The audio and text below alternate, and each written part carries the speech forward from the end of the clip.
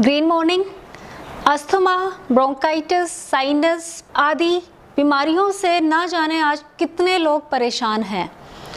हर वर्ग के व्यक्ति इनमें से किसी न किसी बीमारी से ग्रसित हैं। ग्रीन प्लैनेट के एलोवेरा जूस, तुलसी ड्रॉप, गार्लिक कैप्सूल और करक्यूमिन कैप्सूल का इस्तेमाल इन बीमारियों से निजात दिलाने में काफ़ी सहायक हैं। इनको इस्तेमाल करना बहुत ही आसान है। एलोवेरा जूस सुबह शाम 2 समय आपको लेना है। 5 ml से शुरू करके 25 ml तक मात्रा बढ़ाएं। तुलसी ड्रॉप दिन भर में 5 से 6 ड्रॉप इस्तेमाल करें।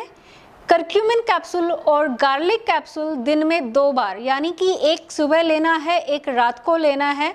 कोशिश करें कि खाने के कुछ देर के बाद आप इसका सेवन करें। Green morning.